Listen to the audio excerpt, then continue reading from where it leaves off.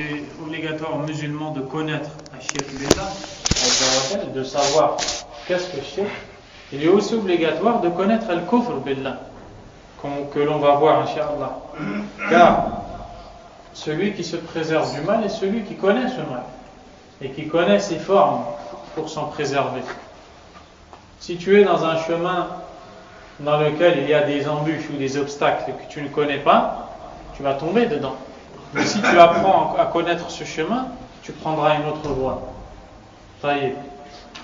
Les différentes catégories de mécréance, ce qu'on appelle en arabe al-kufr. Al-kufr, ce terme en arabe, il vient de kafara. Kafara. Kafara dans la langue arabe, ça veut dire as-sitr wa ta'tiya, cacher et couvrir. Voilà ce que veut dire al-kufr dans la langue arabe. C'est pourquoi من أسماء الليل في اللغة العربية الكافر لأنه يغطي ويستر الناس فيه. Pourquoi dans la langue arabe, pour dire le mot layl, c'est-à-dire la nuit, on peut aussi dire kafir. Kafir. Ici, ça ne veut pas dire mécréance. Kafir, pourquoi? Parce que la nuit est un moment qui couvre les gens, qui cache les gens. C'est pourquoi il y a beaucoup de mal dans la nuit. Parce qu'on voit moins celui qui fait le mal. C'est pourquoi aussi on appelle dans la langue arabe le jardinier, zari', cultivateur, kafir aussi. Ici, ce n'est pas dans le sens de mécréant, mais c'est dans le sens de celui qui couvre les graines en dessous de la terre.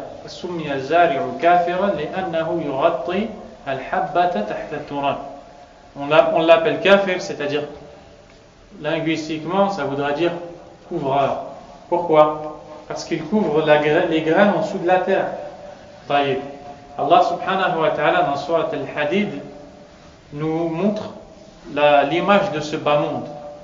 Il nous dit وَاعْلَمُوا أَنَّمَا الْحَيَاةُ الدُّنْيَا, et sachez qu'en vérité ce bas monde لَعِبٌ وَلَهْوٌ n'est que jeu, amusement, وَزِينَةٌ, vaine parure, وَتَفَاخُرٌ بَيْنَكُمْ, course à l'orgueil entre vous, وَتَكَاثُرٌ فِي الْأَمْوَالِ وَالْأَوْلَادِ, et une course à l'augmentation des biens et des richesses, كَمَثَلِ الْكُفَّارِ كَمَثَلِ غَيْثٍ أَعْجَبَ الْكُفَّارِ, à l'image الغيث والمطر, à l'image d'une pluie, أَعْجَبَ الْكُفَّارَ نَبَاتُهُ, à l'image d'une pluie qui fait pousser, donc à l'image d'une pluie qui fait sortir des plantes qui étonnent les kuffars. Celui qui lit, qui ne connaît pas, il croit qu'Allah ici parle des kuffars, les mécréants. Allah ne parle pas des kuffars, il parle des zurra', c'est-à-dire des cultivateurs. كَمَثَلِ الْمَطَرِ إِذَا نَزَلَ فَأَنْبَتَ اللَّهُ عَزَّ وَجَلَّ بِهِ النَّبَاتَاتِ يَتَعَجَّبُ مِنْهُ الزُّرَّاعُ الزَّارِعُونَ. Les cultivateurs qui sont dans leur champ, ils attendent qu'une chose, c'est que la pluie tombe. Pendant longtemps, la pluie ne tombe pas. Et quand la pluie arrive, ils sont heureux, ils sont contents. Et c'est eux qui sont appelés comme ça, kuffar. Ça ne veut pas dire mécréant ici. Ça veut dire celui qui couvre les graines en dessous de la terre. Donc voilà la base du mot kafara dans la langue arabe. Ensuite, dans la religion, quand on dit hada kafir, ou bien quand on dit hada kufr, cette chose est une mécréance, ou cette personne est une mécréante, ici, on veut dire sitrul iman wa ta'tiyatuhu, le fait de cacher la foi et de la couvrir. Pourquoi de cacher la foi, de la couvrir? Car le prophète alayhi salam a dit kullu bani adam, dans le sens du hadith, que chaque enfant d'Adam naît sur la fitra, la base qui est l'islam. Ma min mawludin illa yuladu ala al-fitra, il n'y a pas un nouveau-né qui ne naît pas dans la fitra, qui ne soit né dans la, ou qui ne naît pas, corrige-moi Ibrahim, voilà, sur la saine nature, ala kulli hal. Et il dit fa'abawahu, et c'est ses parents, yuhawwidanihi aw yunassiranihi aw yumajjisanihi, qui en font un juif, un chrétien ou un adorateur du feu, et d'autres choses encore. Ici c'est que des exemples, ces trois choses qui sont citées. Donc à la base, toute personne née sur l'islam, toute personne sait l'existence d'Allah, la connaît et sait qu'elle doit adorer Allah. mais après elle est mal orientée dans sa vie, elle s'égare du chemin d'Allah. C'est pour ça qu'Allah tabaraka wa ta'ala, quand il parle de Fir'aun dans Surat An-Naml, il dit وَجَحَدُوا بِهَا, ils ont mécru en ces signes, les signes d'Allah Azza wa Jal, وَاسْتَيْقَنَتْهَا أَنفُسُهُمْ, alors que la certitude habitait leur cœur. Qu'est-ce que ça veut dire? C'est ça la mécréance. Ça la mécréance. Il dit que c'est pas vrai, qu'il ne croit pas, mais à l'intérieur, il y a la base. Il sait qu'il y a un créateur. C'est ça le kufr. La mécréance, c'est de cacher la foi. Allez, comme ça. Cette mécréance-là, elle se divise en deux. Al-kufru naw'an. Kufrun akbar yukhriju min al-millah. Wa kufrun asghar la yukhriju min al-millah. La mécréance se divise en deux. La mécréance majeure qui fait sortir de la religion. Kufrun akbar yukhriju min al-millah. La mécréance majeure qui fait sortir de la religion. C'est-à-dire que la personne qui commet un acte de mécréance majeure n'est plus musulmane. Wa kufrun asghar la yukhriju min al-millah. Et la mécréance mineure qui ne fait pas sortir de la religion. C'est-à-dire que quand la personne la commet, elle a commis un péché immense, mais pas à un point de mécroire en Allah. Subhanahu wa ta'ala. Al-kufr al-akbar, alaykum salam. Quant à la mécréance majeure, l'auteur nous dit wa huwa khamsatu anwa'. La mécréance majeure est de 5 catégories. Et quand il dit 5 catégories, هذه الأنواع الخمسة هي أصول الكفر الأكبر وإلا فله فروع كثيرة. Quand il dit que la mécréance majeure a 5 catégories, en fait, ces 5 catégories sont les bases de la mécréance majeure, desquelles vont découler d'autres branches. Donc il y a plus que 5 actes de mécréance, mais les 5 qui vont être cités ici sont les actes, les catégories de mécréance de base. D'accord. Donc, il va nous parler de la première de ces catégories. Et il nous dit An-naw'u al-awwal kufr at-takdhib. La première catégorie de mécréance majeure, c'est la mécréance de... Non, pas du mensonge. La première parole, tu as dit du démenti. Comment t'as dit, Ibrahim? La première catégorie, c'est la mécréance du démenti. C'est-à-dire le fait de démentir et de dire que cette chose n'est pas vraie. Par exemple, n'importe quelle information du Coran ou de la Sunna, une personne vient et dit cette chose n'est pas vraie, cette chose est fausse. D'accord? Par exemple, le prophète sallallahu alayhi wa sallam nous dit qu'il a vu Jibril, l'ange, le meilleur des anges. Il avait 600 ailes avec lesquelles il a recouvert toute l'horizon. Celui qui dit cette information est fausse, c'est pas vrai, c'est du mensonge.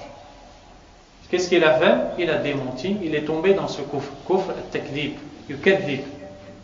Il traite de mensonge. Donc, la preuve de cette mécréance, c'est la parole d'Allah subhanahu wa ta'ala qui dit وَمَنْ أَظْلَمُ مِمَّنِ افْتَرَى عَلَى اللَّهِ كَذِبًا أَوْ كَذَّبَ بِالْحَقِّ لَمَّا جَاءَهُ أَلَيْسَ فِي جَهَنَّمَ مَثْوًى لِلْكَافِرِينَ.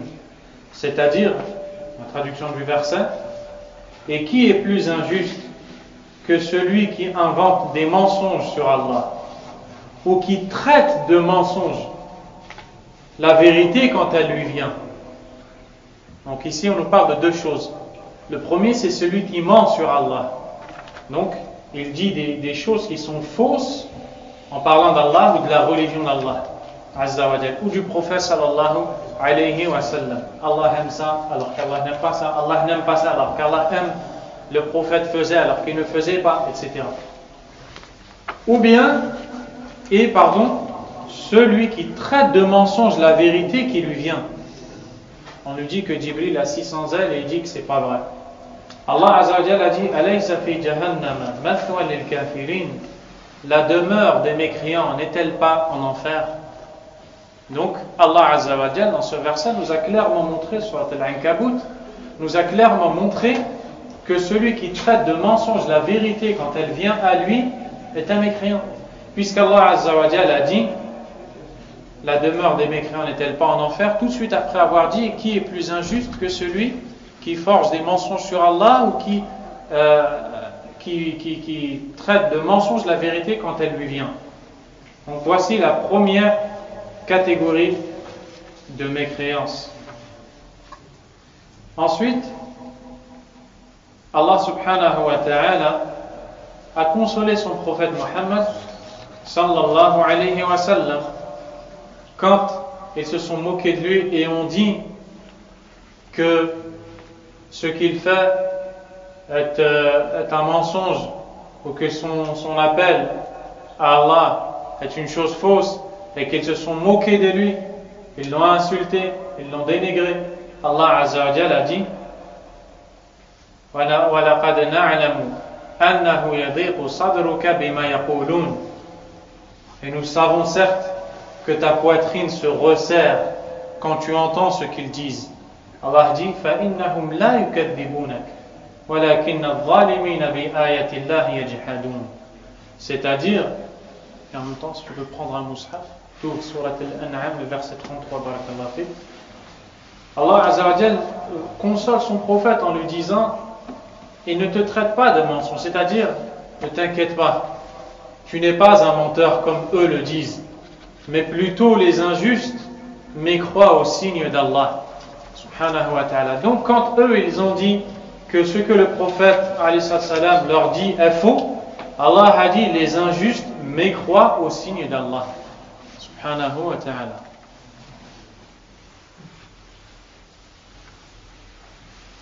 J'en étais sûr que je m'étais trompé. قَدْ نَعْلَمُ إِنَّهُ لَيَحْزُنُكَ الَّذِي يَقُولُونَ. Certes, nous savons que tu es attristé par ce qu'ils disent. Et la suite du verset, c'est ce qui est dit ici.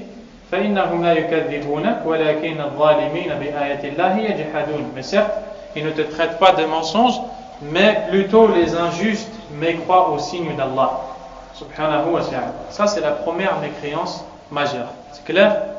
Toute personne qui dit d'une chose, du din, de la religion d'Allah, que c'est une chose fausse, est tombée dans un acte de mécréance majeure qui fait sortir de l'islam. La deuxième catégorie de mécréance majeure, al-naw' al-thani. Donc il y a beaucoup de versets qui nous montrent la première, et nous on s'est contenté de ce que l'auteur a cité, rahimahullah. Al-naw' al-thani كفر الإباء والاستكبار مع التصديق والدليل قوله تعالى كفر الإباء والاستكبار مع التصديق والدليل قوله تعالى وإذ قلنا للملائكة اسجدوا لآدم فسجدوا إلا إبليس أبى واستكبر وكان من الكافرين. La deuxième catégorie de mécréance, c'est la mécréance de l'orgueil. Et la semaine dernière, j'ai dit ceux qui s'enorgueillent. C'est une mauvaise façon de parler. Ce n'est pas comme ça qu'on dit. On dit ceux qui s'enorgueillissent, ou bien ceux qui s'enflent d'orgueil, pour nous corriger. La mécréance du refus et de l'orgueil avec l'acceptation. C'est-à-dire que ici, cette personne qui tombe dans cet acte de mécréance, refuse de se soumettre et s'enorgueillit. Elle s'enfle d'orgueil, mais elle sait que c'est la vérité. Alors que la première, elle dit non, je ne crois pas à cette information qui est fausse. La deuxième dit je sais que c'est vrai, mais je refuse. La preuve en est la parole d'Allah Azza wa Jal dans Surat Al-Baqarah. Quand il nous parle de Iblis, al-Shaytan, le diable, qui a refusé de se prosterner devant Allah, subhanahu wa ta'ala. Vous savez qu'Allah, subhanahu wa ta'ala, a donné l'ordre à tous les anges de se prosterner devant Adam, alayhi salam. En fait, c'était une manière de se prosterner devant la puissance d'Allah, car Adam était le premier homme créé par Allah. Donc quand il se prosterne devant Adam, en fait il se prosterne pour Allah, il ne se prosterne pas pour Adam. Ils se sont tous exécutés, sauf qui? Iblis. Pourquoi? Allah Azza wa Jal nous dit وَإِذْ قُلْنَا لِلْمَلَائِكَةِ اسْجُدُوا لِآدَمَ. Et lorsque nous dîmes aux anges, prosternez-vous devant Adam, فَسَجَدُوا. Ils se sont prosternés. Illa Iblis, sauf Iblis. Iblis, c'est le nom que l'on donne à Shaitan. Iblis dans la langue arabe vient de Balasa. C'est 3 lettres. Al-Ba, Wal-Lam, Wa-Sin. Et ces 3 lettres nous montrent Al-Qunut, min rahmatillah, le désespoir de la miséricorde d'Allah. C'est pourquoi il a été appelé Iblis. On dit Al-Kafir Ablasa, ay qanata min rahmatillah. Le mécréant a désespéré de la miséricorde d'Allah. Et c'est pour ça que dans un hadith, le prophète sallallahu alayhi wa sallam nous cite que dans l'enfer, finnar sijin, il y a une prison pour des gens qui ont fait une catégorie de péché. Comment s'appelle cette prison? Boulas. Boulas. Qu'est-ce qu'on retrouve? Ces 3 lettres-là. Pourquoi elle a été appelée comme ça? Car ceux qui entreront dans cette prison vont désespérer de la miséricorde d'Allah Azza wa Jal. Iblis, c'est le nom qu'on nous donne au diable qui a désespéré de la miséricorde d'Allah Azza wa Jal. Sauf Iblis, Aba, qui a refusé.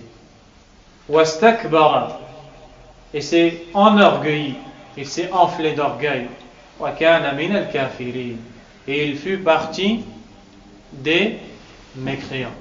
Allah Azza wa Jal nous montre ici que ils se sont tous prosternés devant Adam. Iblis a refusé. Son refus l'a poussé à l'orgueil. Son orgueil l'a fait sortir de l'islam. C'est pourquoi les savants disent la mécréance du refus et de l'orgueil. D'accord? Et sachez que les savants disent que tous les péchés, aussi infimes soient-ils, sont des branches de la mécréance. Tous les péchés sont des branches de la mécréance. Plus la personne pêche et plus elle monte et se rapproche de la mécréance en Allah subhanahu wa ta'ala. Ça ne veut pas dire que tous les péchés sont de la mécréance, mais ils sont des graines de la mécréance ou des branches qui mènent à la mécréance en Allah Azza wa Jal. Donc quand Iblis a refusé de se prosterner, Allah Azza wa Jal a dit qu'il est un mécréant. Donc, par exemple, celui qui dit que Iblis n'est pas un kafir, il peut risquer de démentir la parole d'Allah Azza wa Jal et tomber dans la première catégorie de mécréance en Allah. Et certes, un prêcheur égaré a osé dire cette parole. Ala kulli hal,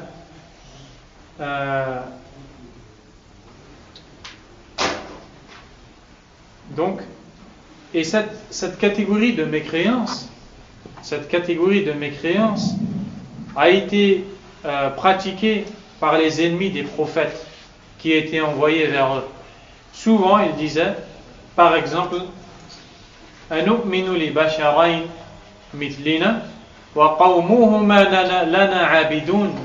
Le peuple de Moussa, le peuple de Pharaon, ils ont dit, allons-nous croire en 2 hommes, c'est-à-dire en 2 hommes comme nous, alors que leurs peuples sont nos servants, c'est-à-dire allons-nous croire en des hommes comme eux qui sont nos prophètes et qu'on doit les obéir et les suivre, alors que leurs peuples sont nos esclaves, les gens de leur peuple sont nos esclaves. Le peuple de Moussa a été retenu par Pharaon et son armée. Donc, c'est quoi cette catégorie de mécréance? Al-iba wa al-istikbar, le refus et l'enorgueillissement et l'orgueil. Le refus et l'orgueil. Wa qawl al-umam li rusulihim, et les communautés qui disaient à leurs messagers, in antum illa basharun mithluna, vous n'êtes que des hommes comme nous. Donc on refuse de se soumettre à votre message. C'est ça la mécréance du refus et de l'orgueil. Donc beaucoup de versets nous citent cette catégorie de mécréance en Allah subhanahu wa ta'ala. Ainsi, le musulman doit être sur ses gardes de refuser un ordre d'Allah azza wa jal ou un ordre du prophète sallallahu alayhi wa sallam. Quant à la personne qui sait que cette chose est obligatoire et qui ne la fait pas, ou qui sait qu'une autre chose est haram, interdite, et qui la fait quand même, mais qui dit « je sais que c'est une obligation, mais je suis faible, je sais que c'est haram, mais ma faiblesse me pousse à tomber dans ce péché-là », cette personne ne tombe pas dans la mécréance majeure. Ouais, ne tombe pas dans la mécréance majeure. Car elle ne le dit pas « non, je ne veux pas faire ça ». Comprenez la différence ou pas? Alors que cette catégorie de mécréance dont nous parlons, la personne qui tombe dedans dit « je refuse de faire ça ». Cependant, il faut savoir que la personne dont on vient de parler, si elle continue à suivre ses passions, elle peut être amenée à tomber à la fin dans cette catégorie de mécréance et à refuser. Surtout que le prophète sallallahu alayhi wa sallam a dit « Al-kibru batarul haq wa ghamtun nas ». L'orgueil consiste à rejeter la vérité et à mépriser les autres, à se croire mieux que les autres et à les rabaisser. Donc, celui qui rejette la vérité est considéré comme orgueilleux. Et Cheikh Abdul Razak Al-Abbad hafidhahullah a dit que quand quelqu'un voit un ordre d'Allah Azza wa Jal, il voit que c'est le haqq et ne le met pas en pratique, il est orgueilleux, car il a rejeté le haqq qui lui est venu. Donc c'est une forme d'orgueil qui peut pousser la personne à tomber dans ce dont on est en train de parler. Aussi, Allah Azza wa Jal, quand il parle des Yahoud, il dit فَلَمَّا جَاءَهُمْ مَا عَرَفُوا كَفَرُوا بِهِ. Lorsque ce qu'ils connaissaient est venu à eux, ils ont mécru. De quoi Allah parle ici dans Surat Al-Baqarah? Il parle du fait que eux, dans leur livre, savaient qu'il y avait un dernier prophète qui allait arriver. On parle des Juifs ici. Ils savaient qu'un dernier prophète allait arriver. Et ils avaient une description dans leur livre de ce prophète. Et quand il est arrivé avec la description qui était mentionnée dans leur livre, ils ont mécru en lui.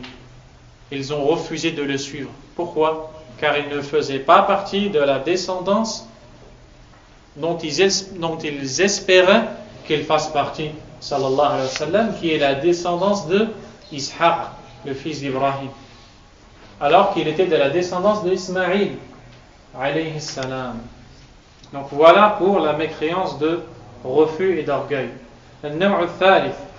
La troisième catégorie de mécréance majeure, kufru shak, la mécréance du doute.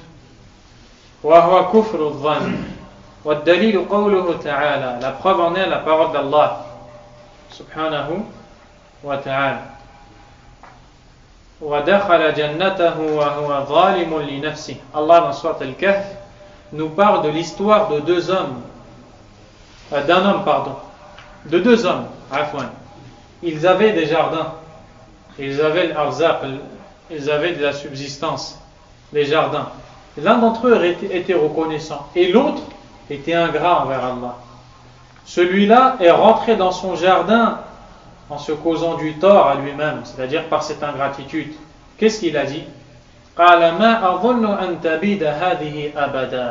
Il a dit, je ne pense pas que ce jardin un jour sera détruit. Et c'est enorgueilli.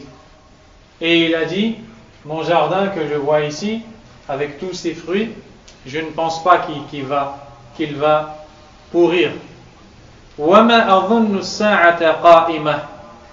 Et je ne pense pas que l'heure arrivera. C'est-à-dire, je doute de l'arrivée de l'heure.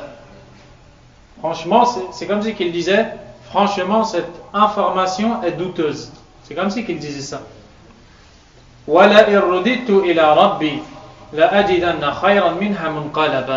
Et même si j'étais ramené vers mon Seigneur, certes, je trouverais meilleur que ça encore.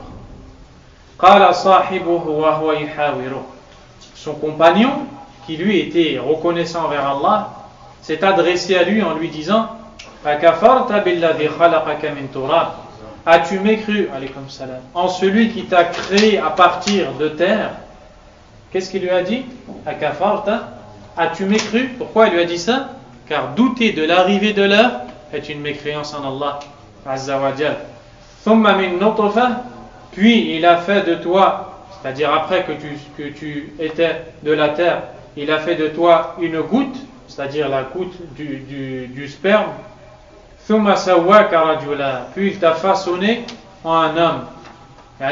Il est en train de lui dire, comment peux-tu douter de l'arrivée de l'heure alors qu'avant tu n'étais rien, tu n'étais que de la terre, ensuite tu n'étais qu'une goutte, un liquide futile.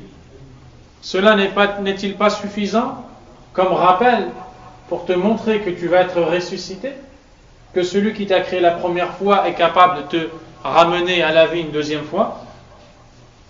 Puis il dit lakinnahu Allah rabbi wa la ushriku bi rabbi ahada, ay lakin ana aqul huwa Allah rabbi. Il dit, mais moi je dis plutôt, c'est Allah mon Seigneur et je n'associe personne avec mon Seigneur. Donc, à travers ce dialogue, on voit que celui qui doute des choses de la foi et qui dit je doute de l'arrivée de l'heure, je doute de ces choses-là, ce doute est une mécréance en Allah subhanahu wa ta'ala. Mais il est important de montrer une différence entre ce dont on est en train de parler et al-wasawis.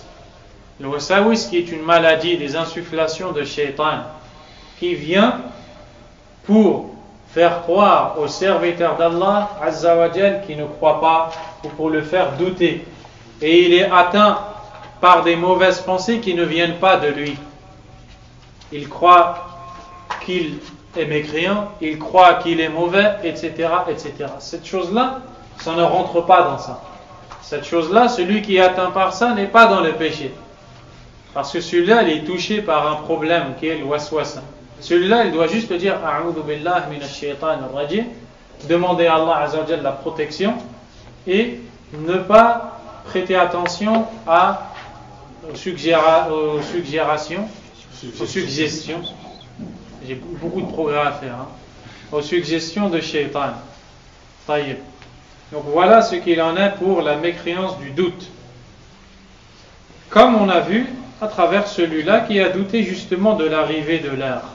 Allah Azza wa Jal nous montre qu'il a été jugé comme étant un kafir. Donc il faut faire très attention à ne pas douter des informations d'Allah Azza wa Jal ou du prophète sallallahu alayhi wa sallam. Et des fois on entend des choses dans la sunna, par exemple. On entend qu'un jour le prophète alayhi salatu wa sallam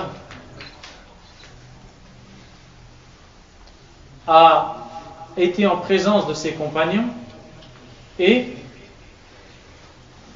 il y avait de l'eau qui sortait d'entre ses doigts. Allah tabaraka wa ta'ala est capable de tout. Et il y avait de l'eau qui sortait entre ses doigts.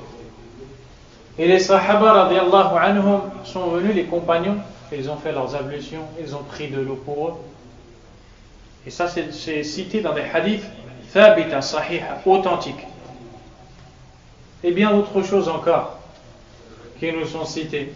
Par exemple, un jour, pendant la bataille de Al-Khandaq, la bataille du fossé, c'est une bataille, les compagnons avaient faim et le prophète sallallahu alayhi wa sallam aussi. À un point, il avait attaché une pierre sur son ventre pour appuyer sur son estomac car la faim lui faisait mal au ventre. Et pareil pour les compagnons. Alors un compagnon est venu discrètement et a dit dans l'oreille du prophète alayhi salatu wa sallam, il y a assez à manger chez moi pour toi et tant de personnes. Il lui a dit discrètement. Et le prophète sallallahu alayhi wa sallam a levé la voix et a appelé tout le village. Et il a dit, il vous invite à manger, rendez-vous chez lui. Après, cet homme qui a entendu ça est allé chez lui voir sa femme. Il lui a dit, j'ai été dire dans l'oreille du prophète sallallahu alayhi wa sallam, venez manger. On ne peut pas tous venir, alors venez discrètement. Et le prophète a appelé tout le monde. Et la femme a dit, au début elle lui a dit malheur à toi. Il n'y a pas assez, comment on va faire? dès qu'il lui a dit c'est le prophète sallallahu alayhi wa sallam qui m'a dit qui a dit ça, dès qu'il lui a dit ça, elle a dit si c'est le prophète sallallahu alayhi wa sallam qui te l'a dit, il n'y a pas de problème. Car elle sait que Allah Azza wa Jalla est capable de tout avec son prophète alayhi salam. Alors qu'est-ce qui s'est passé? Ils sont tous arrivés. Le prophète alayhi salam a dit à cet homme, rentre chez toi et dis à ta femme de ne pas toucher à la marmite. Elle n'a pas touché.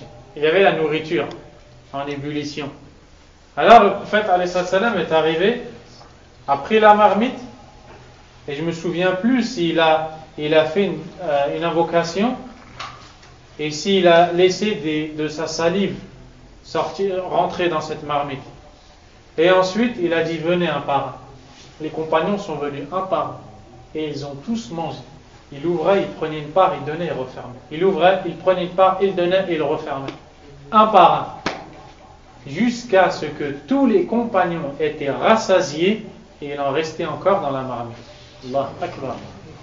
Et ces choses-là font partie des miracles du prophète sallallahu alayhi wa sallam.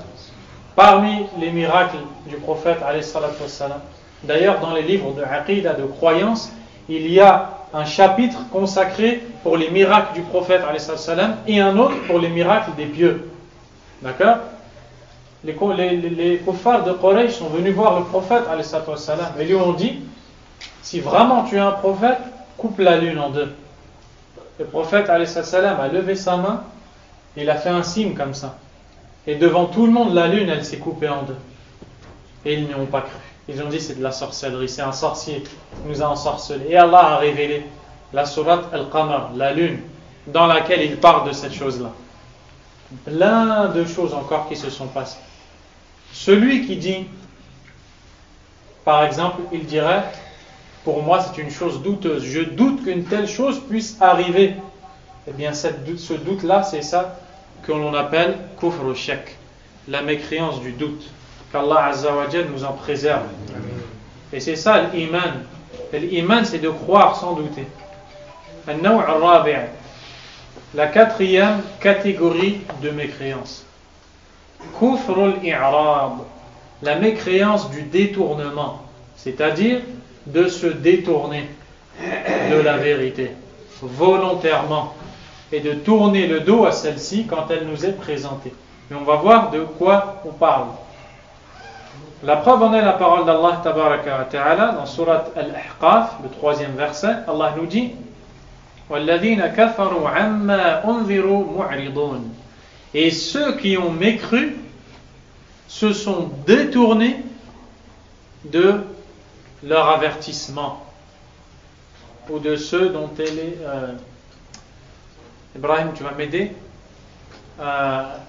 On les avertissait et eux ils s'en détournaient. Ils se détournaient de leur avertissement. Voyez? Ce détournement ici a causé leur mécréance, puisqu'Allah tabaraka wa ta'ala a dit وَالَّذِينَ كَفَرُوا, et ceux qui ont mécru. À cause de quoi ils ont mécru? عَمَّا أُنذِرُوا مُعْرِضُونَ. Ils se sont détournés et ils ont tourné le dos à la vérité qui leur est parvenue, à l'avertissement que leur a donné le prophète sallallahu alayhi wa sallam. Nous parlons ici ceux qui ont mécru se détournent de ceux dont ils avaient été avertis. Voilà, c'est ce que j'ai cherché. Ibrahim n'a pas voulu m'aider. Ceux qui ont mécru se détournent de ceux dont ils avaient été avertis. Barakallahu fik. C'est pas grave, Ibrahim. Je t'en veux pas. Donc, de quoi on les avertissait? Allah Azza wa Jalla dit dans le Coran, Ya ayyuhal muddathir, qum fa'anzir. Ô toi l'enveloppé. Allah a parlé au prophète, alayhi salam. La première fois qu'il a vu Jibril, il était tellement impressionné et apeuré qu'il est rentré chez lui. Il a dit à sa famille, couvrez-moi, enveloppez-moi. Et il transpirait alors qu'il ne faisait pas chaud. Allah Azza wa Jalla lui a dit, ô toi l'enveloppé, qum fa'anzir. Lève-toi et avertis. De quel avertissement on parle ici? On parle d'avertir les gens que s'ils commettent l'association à Allah tabaraka wa ta'ala, ils seront associateurs, mécréants, loin d'Allah, loin de la foi en Allah, et ils seront donc en danger. Celui qui se détourne de cet avertissement et qui donc tombe dans l'association à Allah Azza wa Jal, celui-là s'est détourné du tawhid. Donc ici nous parlons de celui qui se détourne du tawhid en premier lieu, celui qui se détourne de l'unicité d'Allah subhanahu wa ta'ala et qui adore autre qu'Allah Azza wa Jal, ou aussi celui qui se détourne de tout ce qui va provoquer la mécréance de manière globale. An-Naw' al-Khamis, la cinquième catégorie de mécréance majeure, Kufrun Nifaq, la mécréance de l'hypocrisie. Barakallahu fikum. La mécréance de l'hypocrisie. La preuve en est la parole d'Allah tabaraka wa ta'ala dans surat al-Munafiqun, justement, surat qui porte ce nom-là, les hypocrites. Allah nous dit ذلك بأنهم آمنوا ثم كفروا فطبع على قلوبهم فهم لا يفقهون. On va citer d'abord les premiers versets pour faire la liaison. Allah Azza wa Jalla dit à son prophète alayhi salatu wassalam إذا جاءك المنافقون قالوا نشهد إنك لرسول الله. Lorsque les hypocrites viennent à toi, ils disent nous témoignons que tu es le messager d'Allah. Wallahu ya'lamu innaka la rasuluh, et Allah sait que tu es son messager. Wallahu yashhadu innal munafiqina lakadhibun, et Allah témoigne que les hypocrites sont des menteurs. Et plus loin Allah dit dhalika bi annahum amanu, il en est ainsi car ils ont cru, thumma kafaru, puis ils ont mécru. Fatubi'a ala qulubihim, on a donc scellé leur cœur, on a donc fermé leur cœur au rappel, ils n'accepteront plus le rappel. Fahum la yafqahun, ils ne comprennent donc pas. Et nifaq, ce mot-là dans la langue arabe vient de nafaqa. Nafaqa, ces trois lettres désignent le fait de montrer quelque chose et de cacher le contraire de cette chose. D'accord? C'est pourquoi on appelle le tunnel dans la langue arabe un nafaq. On appelle le tunnel un tunnel dans lequel les voitures passent. Dans la langue arabe, ça s'appelle nafaq. On remarque les mêmes lettres. Pourquoi? Parce que ce qui se passe dans le tunnel ne peut pas être vu par ceux qui sont en dehors du tunnel. Eh bien, al-munafiq, l'hypocrite, ce qu'il fait dans son cœur ne peut pas être vu par celui qui est devant lui. D'accord? Donc à la base, nafaqa, ça vient du fait de cacher quelque chose et de montrer une autre chose.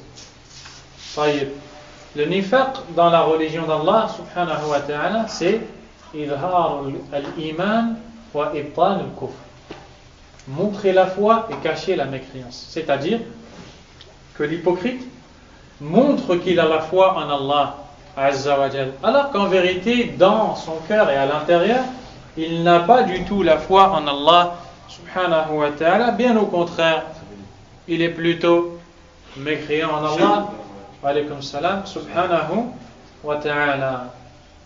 Et c'est ce dont Allah nous parle dans ce verset et dans d'autres versets. Allah Azza wa Jal nous dit, et d'ailleurs ce type d'hypocrisie fait sortir de l'islam, il fait sortir de l'islam, et Allah Azza wa Jal nous dit وَإِذَا لَقُوا الَّذِينَ آمَنُوا قَالُوا آمَنَّا, et lorsqu'ils rencontrent les croyants, ils disent nous croyons. وَإِذَا خَلَوْا إِلَى شَيَاطِينِهِمْ, et lorsqu'ils se retrouvent avec leurs démons, les démons peuvent être les hommes ici, avec leurs semblables parmi les gens qui ne croient pas en Allah subhanahu wa ta'ala, قَالُوا إِنَّا مَعَكُمْ, ils disent nous sommes avec vous. إِنَّمَا نَحْنُ مُسْتَهْزِئُونَ, on ne fait que se moquer d'eux. Ici Allah Azza wa Jal nous parle des hypocrites qui étaient à Médine. L'hypocrisie est apparue à Médine, elle n'était pas présente à la Mecque. La vie du prophète alayhi salam a deux étapes. La première étape, 13 ans qu'il a passé à la Mecque. La deuxième étape, 10 ans qu'il a passé à Médine. Pendant la première étape, il n'y avait pas d'hypocrite. Pourquoi? Car les mécréants étaient ceux qui avaient la suprématie. Ils étaient au-dessus. Donc ils n'avaient pas peur des représailles des musulmans, car ils étaient plus nombreux, plus armés, etc. Quand les musulmans ont émigré, ont quitté la Mecque pour retrouver la ville de Médine, ils se sont renforcés et ils sont devenus forts. Alors le nombre de mécréants qui vivaient à Médine, ces gens-là se sont parlé entre eux, se sont dit le seul moyen de se voir épargné des musulmans et de leurs représailles, c'est de se montrer musulmans et de leur faire croire que nous sommes croyants. Alors qu'en vérité, on n'est pas croyants. D'où est apparue l'hypocrisie dans l'islam à l'époque du prophète Mohammed alayhi salatu wa salam. Allah nous parle de ces gens-là et nous dit, lorsqu'ils sont avec les croyants, ils disent nous sommes croyants. C'est-à-dire, ils entrent dans leur mosquée, ils prient avec eux, ils font des du'a, des invocations comme eux, ils disent Ya Allah, fir lana, warhamna, pardonne-nous. Alors qu'en vérité, ils ne croient pas à tout ça. Et lorsqu'ils sont avec leurs compagnons parmi les démons, ils leur disent ne vous inquiétez pas, en vérité nous sommes avec vous. On ne fait que de se moquer d'eux. Quel va être leur résultat à ces gens-là? Allah Azza wa Jalla a dit Allah yastahzi'u bihim. Allah se moque d'eux. Allah akbar. Allah se moque d'eux. Wa yamudduhum fi tughyanihim ya'mahun. Et il les laisse plonger dans leur transgression complètement aveuglés. Il les laisse plonger dans leur transgression. Ils sont complètement aveuglés. Ils pensent qu'ils vont tromper Allah Azza wa Jal et son prophète Muhammad sallallahu alayhi wa sallam. Donc voici l'hypocrisie majeure qui consiste tout simplement à être en vérité un kafir, un mécréant, et à faire croire aux autres qu'on est musulman. Et la raison de l'hypocrisie peut être de plusieurs catégories, et parmi celles-ci, la personne qui se fait passer pour un musulman ou une musulmane cherche à attirer des intérêts peut-être mondains, cherche à être protégée, cherche des choses, alors qu'en vérité elle ne croit pas en Allah subhanahu wa ta'ala. Donc voilà en ce qui concerne les 5 catégories de mécréance majeure. On s'arrête ici incha'Allah et on verra ensuite la mécréance mineure et ses différentes catégories. Wallahu a'lam. Sallallahu wa sallam wa baraka ala nabiyyina Muhammad wa ala alihi wa ashabihi ajma'in. Subhanakallahumma wa bihamdik ashhadu an la ilaha illa ant astaghfiruka wa atubu ilayk. Barakallahu fik.